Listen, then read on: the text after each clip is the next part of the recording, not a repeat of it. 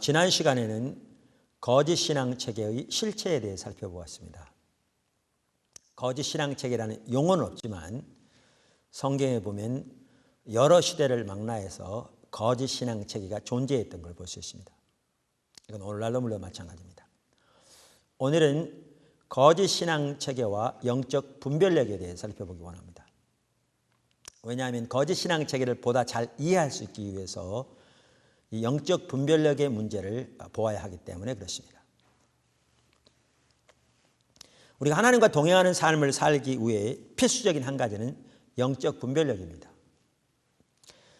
우리 신앙은 모든 면에서 철저하게 하나님의 다림줄 혹은 하나님의 기준에 맞추어 세워져야 합니다. 그때 그것에 하나님의 모든 은혜와 생명이 넘칩니다. 반면에 우리에게 영적 분별력이 어두워지면 하나님과 동행하는 삶은 가능하지 않습니다. 영적 분별력이 어두워지면 하나님의 기준은 가려지고 그러면 하나님의 기준에 합한 삶이 가능하지 않기 때문에 그렇습니다. 그래서 영적 분별력이 가려워지면 곧바로 나타나는 것이 거짓 신앙체계입니다. 하나님의 기준이 가려워지기 때문에 하나님의 기준에 합한 신앙 생활이 아닌 인간적인 관점에서의 신앙이 생겨나게 되는 것입니다. 그것이 바로 신앙에 대한 왜곡된 이해인 거짓 신앙 체계입니다. 첫째, 하나님의 의도. 하나님의 다림줄에 맞추어 똑바로 세워진 교회. 영적 분별력의 중요성은 하나님의 백성을 향한 하나님의 의도에도 잘 나타나 있습니다.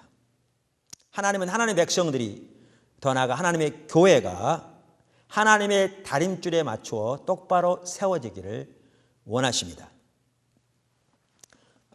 사실 그 성경 이렇게 두 부분만 보아도 이 부분을 잘 알 수 있는데요. 첫째는 아모스에 나타난 하나님의 의도입니다. 아모스 7장 7절과 8절에 보면 이렇게 기록되어 있습니다. 또 내게 보이신 것이 이러하니라. 다림줄을 띄우고 쌓은 담 곁에 주께서 손에 다림줄을 잡고 서셨더니 내게 이르시되 아모스야 내가 무엇을 보느냐. 내가 대답하되 다림줄이니이다.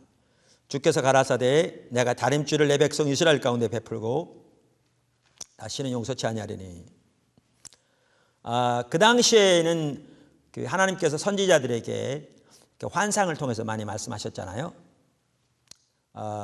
그런데 이제 아모스가 환상 중에 보니까 주님이 손에 다림줄을 쥐고 계셨어요. 다림줄은 이렇게 아래 추가 떠주가 달려가지고 이렇게 끈이 달린 거죠. 그래서 이렇게 수직을 잡는 똑바로. 그리고 그 옆에 이 다림줄에 맞춰 이렇게 똑바로 세워진 그 벽이 환상 중에 보였어요. 그러면서 아모스에게 묻는 거죠. 아모스야 내가 무엇을 보느냐. 다림줄인데요. 그러니까 이제 주님이 내가 내 다림줄을 내 백성 이스라엘 가운데 들이우고 용서치 아니하리라. 여기에 보시면 이 벽이 뭐냐? 이게 이스라엘을 가리켜요. 거기 보시면. 그래서 하나님의 의도는 이 하나님의 백성인 이스라엘이 그러니까 하나님의 기준인 다림줄에 맞추어 똑바로 세워지기를 원하시는 거예요. 그러니까 이스라엘이 실패했을 때 하나님께서 유대인과 이방인을 합하여 한 새 이스라엘을 창조하셨는데 그것이 바로 교회잖아요. 그러니까 이 사건에 보면 교회를 향한 하나님의 의도도 나와 있습니다. 그럼 하나님은 하나님의 교회가 이렇게 하나님의 다림줄에 맞추어 똑바로 세워지는 겁니다. 그 환상 중에 나온 다림줄에 맞추어 세워진 벽처럼.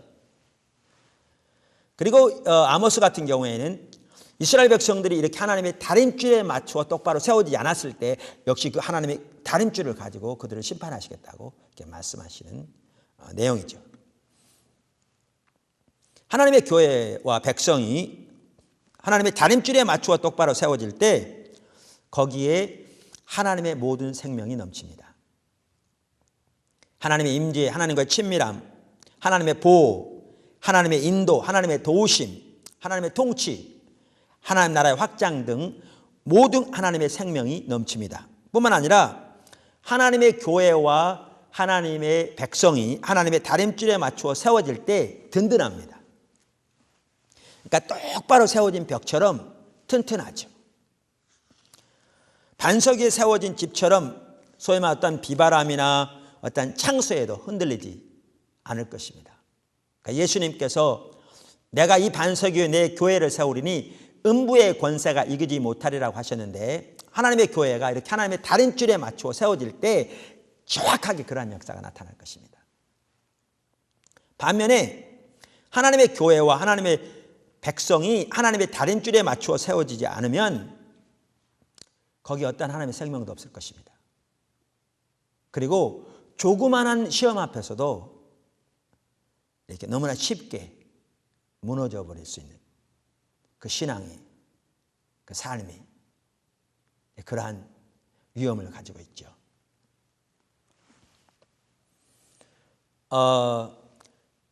뿐만 아니라 이 하나님의 의도는 성막에 보아도 알 수 있습니다.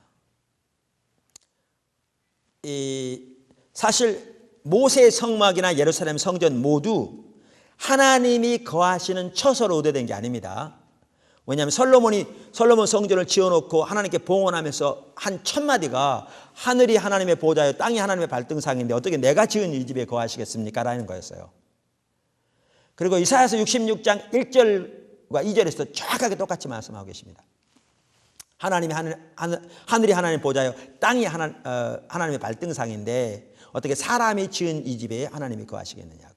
그래서 예수님도 성전을 깨끗게 하시면서 그 성전을 하나님이 거하신 처소라고 말하지 않고 이 집은 내 아버지 집은 만민이 기도하는 집이라, 하나님을 찾는 집이라 이렇게 말씀하고 있죠.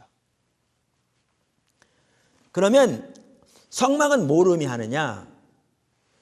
구약의 성전이건 성막이건 하나님의 백성들의 진 한가운데 있었어요. 그러니까 어떤 의도로 가르치시냐면 하나님은 신약에 보면 더 선명히 알 수 있듯이 하나님의 백성들 안에 성전 삼고 거하기 원하세요. 그래서 신약에 보면 개인과 교회가 하나님의 성령이 거하시는 하나님의 성전이라고 명백하게 말하고 있죠. 그리고 이것을 위해서 예수님이 십자가 못 박혀 돌아가시고 부활하시고 승천하셔서 성령님 보내셨다 이렇게 말하고 있죠. 그래서 그 구약의 성막만 하더라도 하나님의 백성들을 하나님의 성전 삼고 거하시며 그 가운데 운행하시며 두루 행하시는 그러한 삶을, 그래서 하나님 백성과 친밀한 교제를 하실 뿐만 아니라 그 가운데 친히 주도하시며 운행하시며 하나님의 일을 이루시는 그러한 삶을 살기 원하시는 하나님의 의도가 거기 나와 있습니다. 그래서 고린도후서 6장 16절에 7장 1절만 보더라도 우리가 이러한 사실을 명백하게 알 수 있습니다. 그런데 이렇게 하나님이 하나님의 백성들 가운데 성전 삼고 영광 중에 임하셔서 거하시며 운행하시기를 원하시는데, 그렇게 되기 위해서 성막을 지을 때 하나님이 반복적으로 강조하신 게 있습니다. 그게 모세의 성막이건 예루살렘 성전이건 어떻게 보면 지겨우리만큼 강조한 것이 있습니다. 그게 뭐냐? 하나님 말씀하신 식양대로 하라는 겁니다. 그러니까 어떨 때는 뭐 지겹더라고요. 그러니까 뭐는 뭐 몇 구빗으로 하고 뭐 어떻게 하고 또 뭐 그 위에는 뭘로 입히고, 근데 그냥 한마디 하셨으면 되잖아요. 그 다음 구절에 또 뭐라 그러냐면 모세가 여호와의 명령대로 뭐는 뭘로 하고 몇 구빗으로 하고 이렇게 했더라. 그냥 지겹잖아요. 어떻게 읽다 보면 졸려요.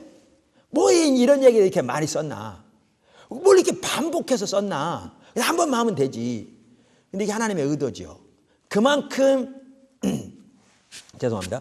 그만큼 하나님은 하나님의 성막이 하나님이 말씀하신 식양대로 지어지기 원하신 겁니다. 다시 말하면 오늘날의 관점에서 보면 너무나 명백한 게 구약에서도 마찬가지입니다만, 그만큼 하나님은 하나님의 백성들이, 하나님의 교회가 하나님의 다림줄에 맞추어 세워지기를 원하시는 겁니다. 그리고 성막이 그렇게 지어졌을 때 예루살렘 성전이건 혹은 모세의 성막이건 공통적인 게 뭐냐면 하나님의 영광이 그곳에 임하셔서 제사장들이 감히 서서 제사를 지내지 못할 만큼 그렇게 하나님의 영광으로 임하셨다는 겁니다. 출애굽기 40장 34절 35절 그 후에 구름이 회막에 덮이고 여호와의 영광이 성막에 충만하며 모세가 회막에 들어갈 수 없었으니 이는 구름이 회막 위에 덮이고 여호와의 영광이 성막에 충만하였으며며. 열왕기상 8장 10절 11절 제사장이 성소에서 나올 때 구름이 여호와의 전에 가득하며 제사장이 그 구름으로 인하여 능히 서서 섬기지 못하였으니 이는 여호와의 영광이 여호와의 전에 가득함이었더라. 이처럼 하나님은 하나님의 교회 가운데 영광을 임하시기 원하십니다. 그게 하나님의 의도입니다. 그게 하나님의 열망입니다. 그래서 그 가운데 거하시며 두루 행하시기 원하십니다. 고린도서 6장이 말하는 것처럼. 그런데 교회가 그렇게 되려면 철저하게 하나님의 다림줄에 맞추어 세워져야 합니다. 아멘. 둘째, 하나님의 다림줄과 영적 분별력의 정의. 저는 하나님의 다림줄이라는 말과 영적 분별력이라는 말을 상호 교환적으로 사용합니다. 사실 두 개가 좀 다릅니다. 근데 제가 서로 이렇게 교환해 쓸 수 있도록 그렇게 씁니다. 왜냐하면 이 두 가지는 깊은 연관을 가지고 있기 때문에 그렇습니다. 그럼 하나님의 다림줄은 뭐냐? 하나님의 다림줄은 성경에 나와 있는 하나님의 기준을 말합니다. 성경에는 우리의 신학, 우리의 삶, 우리의 사역을 위한 하나님의 기준이 들어 있습니다. 아멘. 성경 66권을 정경이라고 그러죠. 그러니까 정경이란 말은 영어로 캐논이란 말인데 캐논이란 말은 자라는 뜻입니다. 자. 여러분 제 손바닥이 몇 센치나 되는 것 같으세요?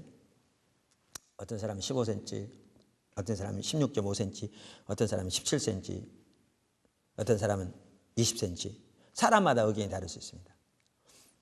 아니면 투표에서 16.5cm라고 하는 사람들이 제일 많았다. 과반수를 차지했다. 아무리 과반수를 차지해도 16.5cm가 되지 않습니다. 이게 정확하게 몇 cm인 줄 알려면 자가 있어야 되는데 자도 무슨 자가 있어야 되느냐? 표준자가 있어야 합니다.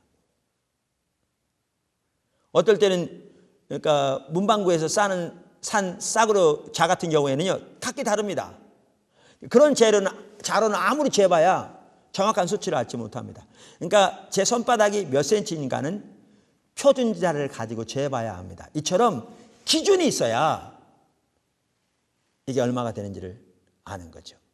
그처럼 성경은 우리의 신학뿐만 아니라 우리의 삶뿐만 아니라 우리의 사역을 위한 하나님의 기준이 들어있죠. 그래서 정경이라고 합니다. 그러니까 그 성경을 가지고 우리의 믿는 바를 비춰봐야 우리의 믿는 바가 맞는지 틀린지를 알 수 있죠. 그 성경을 가지고 우리의 삶을 비춰봐야 우리의 삶이 옳은지 틀린지를 알 수 있다고요. 성경을 가지고 우리의 사역을 비춰봐야 옳은지 틀린지를 알 수 있다고요. 아무리 오늘날 한국교회에서 99%가 이게 옳습니다 라고 말해도 하나님의 말씀에 비추어 틀리면 틀린 겁니다. 마르틴 루터 시대에는 전 세계가 면죄부를 3으로 구워놓는다고 그렇게 믿었습니다. 전 세계가. 성 베드로 성당을 지을 때 이렇게 종을 치면서 여러분들이 나와서 여기에 성 베드로 성당을 위해서 헌금하는 그 순간, 그 동전이 땡그랑 떨어지는 그 순간, 여러분의 부모님의 영혼이 연옥에서 20만 년 앞서 하늘나라로 들어가게 될 것입니다 라고 외치고 다니면 사람들이 눈물을 펄펄 흘리면서 동전을 집어넣습니다. 헌금을 집어넣습니다. 그러나 아무리 그렇게 믿었어도 그건 틀린 거였습니다. 왜요? 하나님의 기준에 비춰보니까 그게 옳지 않은 거였기 때문에. 이게 너무너무 중요합니다. 그래서 정경입니다. 근데 사실 오늘날 이게 우리 목회자들이나 교회 지도자들까지도 교회가 하나님의 기준에 맞추어 세워지는 것에 대한 별로 관심이 없는 것 같습니다. 그게 가장 핵심인데. 뭐에만 관심이 있느냐? 우리의 목적을 이루는데. 그러니까 빨리 성장하는데, 세상적으로 성공하는데, 혹은 이 시대에 사람들이 성공이라고 생각하는 그것을 성취하는데, 근데 아무리 99.9%의 사람들이 그것이 성공이라고 해도 그것이 진정한 성공인지는 하나님의 기준에 붙여봐야 한다고. 그래서 정경입니다. 이처럼 하나님의 다림줄은 성경에 나와 있는 하나님의 기준입니다. 그럼 영적 분별력은 뭐냐? 바로 영적 분별력은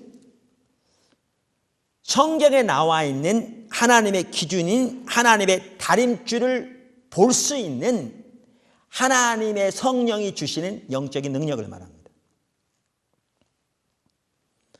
그러니까 하나님의 기준은 성경에 기록되어 있습니다. 그런데 우리에게 영적 분별력이 주어져야, 하나님께로부터 하나님의 은혜로 성령을 통해 주어져야 이 성경에 나와 있는 하나님의 기준을 볼 수 있습니다. 그러니까 우리에게 영적 분별력이 주어지지 않으면 아무리 하나님의 기준이 성경에 기록되어 있다 할지라도 그 하나님의 기준을 볼 수 없습니다. 그래서 이 두 가지가 밀접하게 연결되어 있고 상호 교환적으로 사용될 수 있습니다. 하나님의 다림줄을 볼 수 있기 위해서 성경을 잘 아는 것은 매우 중요합니다. 예, 중요합니다. 그러나 성경을 잘 아는 것만으로 절대로 충분하지 않습니다. 아무리 많은 신학적인 지식이나 성경적인 지식이 있다 할지라도 그 자체로 영적 분별력이 절대로 주어지지 않습니다. 그 대표적인 예가 누구냐? 바리새인들입니다. 그들은 누구보다 많은 성경적인 지식과 신학적인 지식을 가지고 있었지만 그들은 누구보다 철저하게 영적인 분별력이 어두워져 있었습니다. 누구보다 철저하게 영적 소경이었습니다.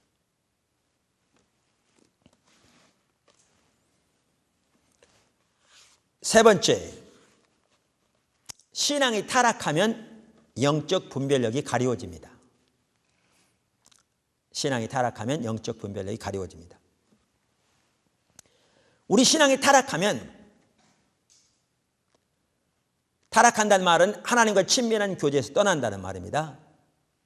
그래서 우리가 하나님과의 친밀한 교제에서 떠나면 항상 영적 분별력이 가리워지게 되어 있습니다. 이것은 어느 시대건 예외가 없습니다. 그래서 우리가 거짓 신앙책의 실체에 대해 살펴보면서 세 시대를 예를 들었잖아요. 이사야 시대, 예레미야 시대, 예수님 시대 종교 지도자들. 성경에 보면 이 시대 모두 공통적인 특징이 뭐냐? 영적 분별력이 어두워져 있었다는 겁니다.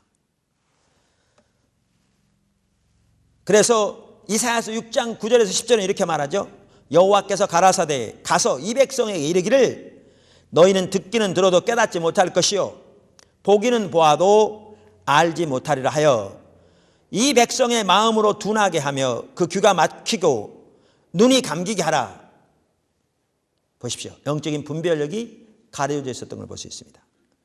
예레미야 시대도 마찬가지입니다. 5장 21절 우준하여 지각이 없으며 눈이 있어도 보지 못하며 귀가 있어도 듣지 못하는 백성이여 이를 들을지어다. 똑같습니다. 예수님 시대도 마찬가지입니다. 마태복음 13장 14절 이사야의 예언이 저에게 이루었으니 일렀으되 너희가 듣기는 들어도 깨닫지 못할 것이요 보기는 보아도 알지 못하리라. 여기 보십시오.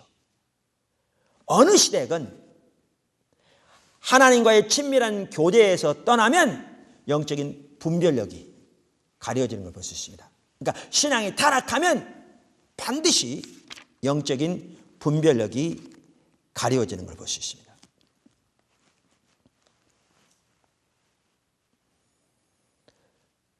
그래서 영적인 분별력이 가려지기 때문에 문제는 뭐냐면 가장 기본적인 것에서부터 하나님의 기준이 가려집니다. 왜냐하면 하나님의 기준은 영적인 분별력이 있어야 볼 수 있다니까요. 그러니까 신앙의 고차원적인 것이 아니라 가장 기본적인 것에서부터 하나님의 기준이 가려집니다. 한 예를 들겠습니다. 바리새인들의 예인데요. 마태복음 12장에 보면 그 예가 나옵니다. 거기에 보시면 안식일인데 예수님의 제자들이 이렇게 아침에 일찍 일어나서 이렇게 예수님과 함께 가다가 밀밭을 지나가다가 밀을 비벼 먹었어요. 그러니까 시장에서 그랬다 그랬어요. 그러니까 성경에 보면 그런 예가 자주 있거든요. 예수님과 제자들은 아침을 자주 굶었던 것 같아요. 먹을 게 없으니까요. 그 당시에 뭐 가난한 시대인데 한꺼번에 다니는 사람 수만 하더라도 뭐 장정들이 그렇게 많은데 그러니까 먹을 게 없어서 우리는 예수만 믿으면 다 부자 될 줄 아는데, 자, 그래서 비벼 먹었더니 바리새인들이 고소했어요. 왜 안식일에 못하게 돼 있는 일을 하느냐고, 왜 안식일을 범하느냐고. 이 말은 뭐냐면 먹는 게 금해져 있지 않았습니다. 근데 안식일에는 모든 종류의 일하지 말라고 되어 있는 성경에 그 당시 종교 지도자들은 그 일을 철저히 하지 않기 위해서 일을 세분화했어요. 근데 보십시오. 이 밀을 꺾어서 비벼서 이 껍데기와 알갱이를 분리시키는 이 행위가 일이라는 겁니다. 먹는 게 일이 아니고. 그들은 안식일에 요리도 하지 않았거든요. 먹긴 먹었지만 요리도 하지 않았습니다. 설거지도 하지 않았습니다. 그것이 일로 여겨졌기 때문에. 그래서 이 비빈 행위가 일이라는 겁니다. 그러면서 고소하는 거죠. 그랬더니 예수님께서 이렇게 쭉 말씀하시면서 거기 보시면 호세아서 6장 6절을 인용하십니다. 그러면서 이렇게 말씀하십니다. 나는 자비를 원하고 제사를 원치 아니하노라 하신 뜻을 너희가 알았다면 무지한 자를 죄로 정치 아니하였으리라. 이렇게 말씀하십니다. 이게 호세아서 6장 6절입니다. 자, 그러면 예수님이 이렇게 말씀하신 거죠. 너희가 몰랐기 때문에 지금 이 죄 없는 이들을 정죄한다. 너희가 알았더라면 안 그럴 텐데. 지금 이 말이잖아요. 그러면 저들이 뭘 몰랐다는 거예요. 이걸 살펴봐야죠. 그러니까 성경을 읽을 때는 기자가 사건을 취재하듯이 자세히 읽어야 합니다. 그러니까 뭘 몰랐다는 겁니까? 그 당시 바리새인들이 호세아 6장 6절에 이런 말씀이 있다는 걸 몰랐다는 말인가? 그건 가당치도 않습니다. 그들은 잘 알았습니다. 그러면 그들이 하나님은 제사보다 자비, 여기 자비는요 mercy라고 영어에 되어 있는데 이건 하나님 사랑하는 겁니다. 호세아 6장에. 그러니까 호세아 6장에 보면 하나님 사랑하는 거거든요. 그 여기에도 하나님 사랑하는 겁니다. 어떻게 보면 아느냐면 이렇게 신과 은은 벌었다 11절 하면서 그랬지요. 그러면서 나는 너희가 11절 하고 또 저것도 버리지 말아야 할 것이라. 그러니까 다시 말하면 11절도 버리지 말고 그 신과 의 자비를 행해야 할 것이라 그랬지요. 거기 그 자비 할 때 그 엘레오스라는 단어인데 그 성경에 보면 똑같은 11조에 대해서 말하면서 이 엘레오스라는 단어 대신에 하나님을 사랑하는 단어를 집어넣은 거 아세요? 그러니까 똑같은 의미로 쓰신 겁니다. 예수님은. 그래서 여기에 보시면 구약에 나오는 호세아서도 그렇고 여기 자비가 하나님을 사랑하는 겁니다. 자, 여기 보십시오. 그러면 하나님은 뭡니까? 제사보다 하나님을 사랑하는 것을 더 원한다는 것을 저들이 몰랐다는 얘기입니까? 아닙니다. 그것은요 기본적인 지능만 가지고 있어도 이 구절을 읽으면 하나님 뭘 원하시는지 다 압니다. 그럼 뭘 몰랐다는 얘기입니까? 이게 무서운 점입니다. 그들은 하나님을 사랑한다는 것이 무슨 뜻인지조차 몰랐습니다. 이게 다른 줄이 가려진 거죠. 그러니까 하나님을 사랑하는 것이 가장 큰 계명이다. 너무너무 잘 알았습니다. 여러분 서기관이 예수님에게 와서 묻기를 가장 큰 계명이 무엇입니까? 그랬더니 그 당시 쉐마라고 그러잖아요. 너희는 마음과 뜻과 성품을 다하여 주 너희 하나님을 사랑하라. 이걸 인용하셨더니 잘하셨습니다. 이렇게 말씀하셨습니다. 또 예수님께서 그들에게 그렇게 물었을 때 그들도 그렇게 대답했습니다.